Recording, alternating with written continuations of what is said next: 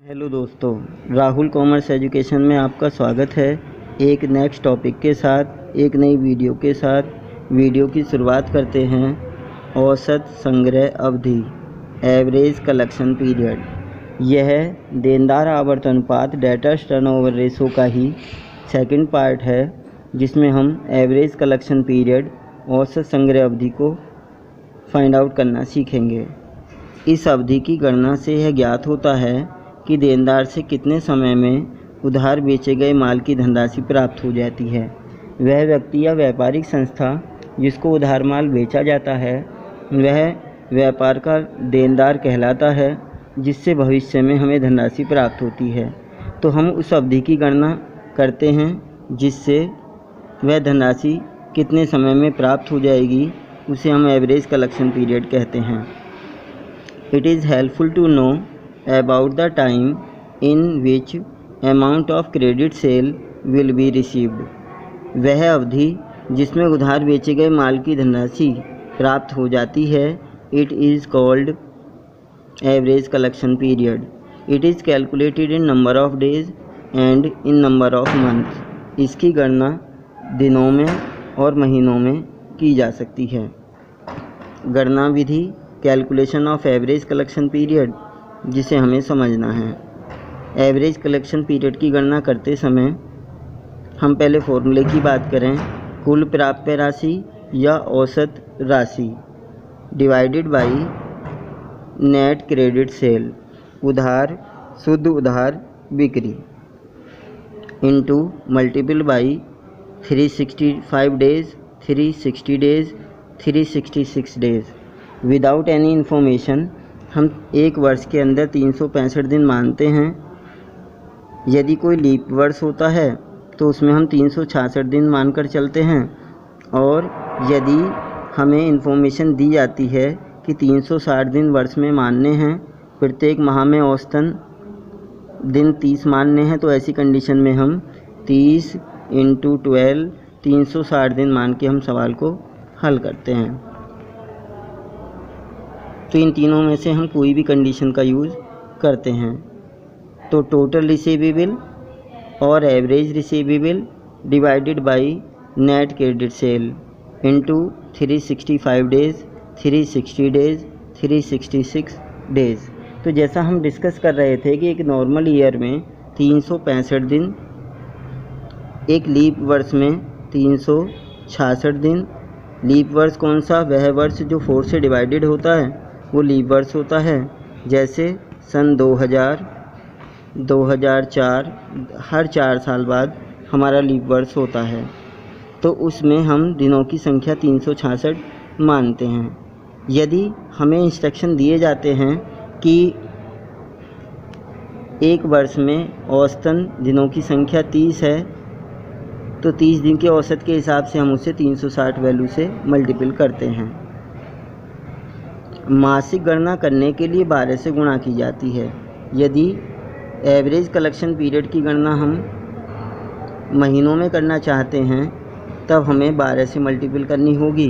To calculate average collection period in month, it is multiple by 12। जैसा कि हम पहले भी पढ़ चुके हैं कि एवरेज कलेक्शन पीरियड की गणना दिनों में या महीनों में की जाती है। तो दिनों में गणना करने के लिए 360, 365 या 366 दिनों में से मल्टीपल किया जाता है, जबकि मासिक गणना करने के लिए 12 से मल्टीपल किया जाता है।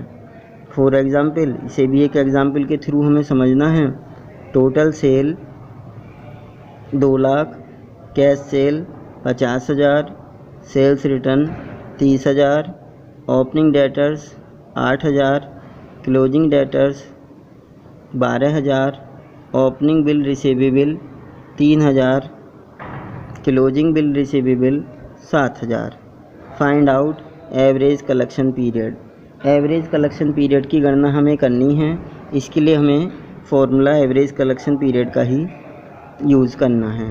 तो average collection period equal to average receivable, क्योंकि हमारी सवाल की कंडीशन एवरेज बोल रही है, इसलिए हमने फॉर्मूला यूज़ किया है according to condition average receivable upon net credit sale into 360 days.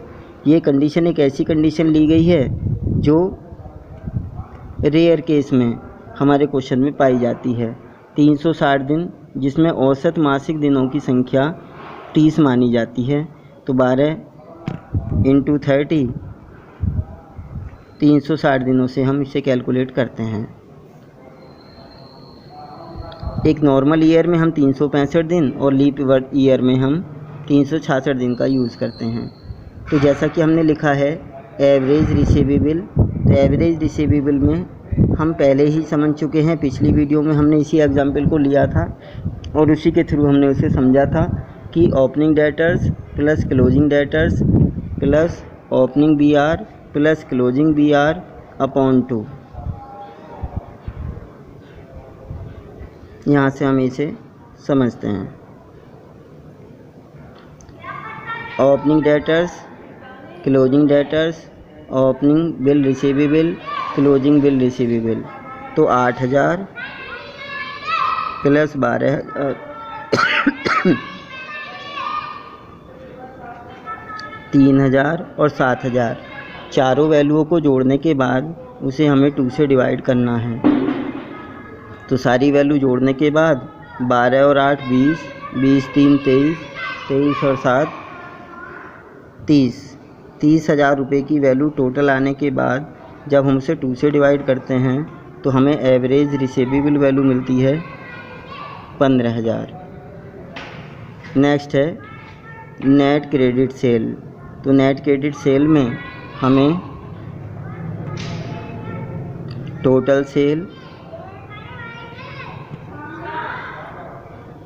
2 lakh, 2 lakh में से 50,000 रुपये कैश सेल के घटाने हैं और सेल्स रिटर्न 30,000 भी हमें इसमें से घटाने हैं।